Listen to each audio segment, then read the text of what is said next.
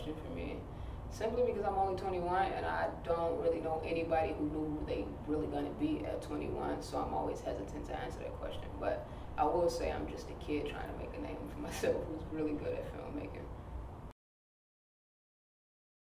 How it started actually was via Craigslist. It was a post on Craigslist, and they were looking for 10 teenage kids between the age of 13 and 17 to teach how to make a movie and how basically the behind the scenes of the movie. So I did it and I liked it, but we only did a short and I wanted to work on a feature film.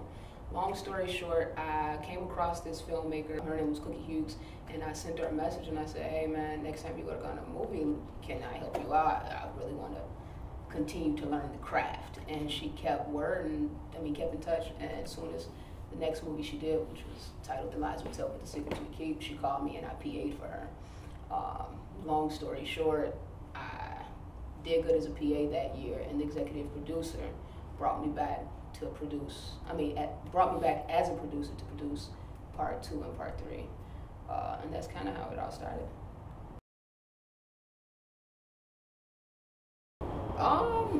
A rookie, absolutely. Although I have a quite lengthy resume to be 21, I still feel like I could always learn something. I found myself constantly contacting other filmmakers to see if they need help on a project, or trying to shadow an editor, or just watching a cameraman at work. It's always something to learn when it comes to film, so I'm always trying to soak it up. I don't think I'm gonna feel like I'm not a rookie no more until I don't have to introduce myself to nobody, and that'll be a minute. I do it all. I like to say I'm a chameleon. I've written, produced, directed, I'm missing something. Written, produced, directed, and acted in it. But if I had to pick something that I'm best at out of all 4, I would say I'm more of a writer than anything.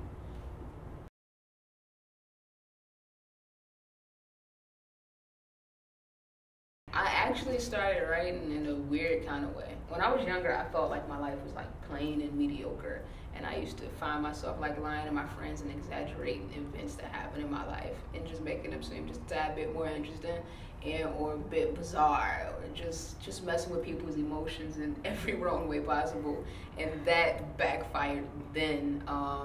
So I just started writing, if that makes sense. One day I was actually in elementary school and somebody came across my journal and read my stories, and they were really interested, and the demand for these stories increased, and people just wanted to read whatever I was writing. And I don't know, before I knew it, I just bought a whole new journal and turned all my old stories into scripts, and that's all she wrote. Death Did His Part is basically a story about mistaken identity. You follow the character DJ after she's come out the closet and is dealing with not being accepted by family, friends, and foes.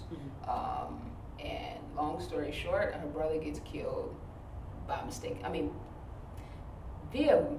identity due to a hate crime that was meant for DJ. Okay. So that's what that's about, and it has a surprise at the end that I'm not really gonna ruin.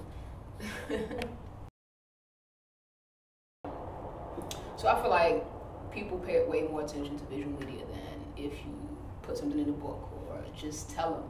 When you're talking to people 9 times out of 10, they're really not paying attention to you, and or any other form of communication. I just feel like television is at an all-time high, if that makes sense. I personally don't watch too much television, but everybody I know does. So if I have something I want to get across, I will simply put it on film and upload it to whatever outlet I can.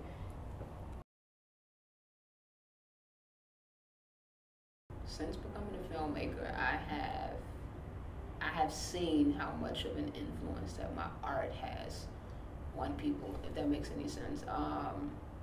After the movie was uploaded to YouTube, I received a lot of Facebook friend requests from supporters of my movement or whatever I'm doing, and they have sent me countless messages telling me how Death Did His Part has touched them, or how it's something that a lot of people don't talk on, and how much they appreciate it. They would see my statuses, and like I said, I like to keep it a little inspirational, so that's when people will inbox me and tell me that I was a role model to them or their child or whoever, you know what I mean? So I guess since doing the films, I've become a a role model to people, which is scary, and I love it at the same time.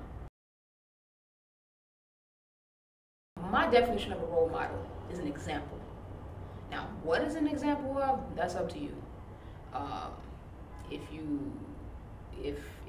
you're the type of person who your role model is something positive, then you have the Beyoncés, you have the Drakes, you have the actresses and countless other people, whoever people consider role models. And then you could have, a bad example right in front of you, you know what I mean? And because of you've seen it or you got witness to it, it saved you from making that same mistake or doing that same error or whatever you want to call it. But straight up, role model is an example.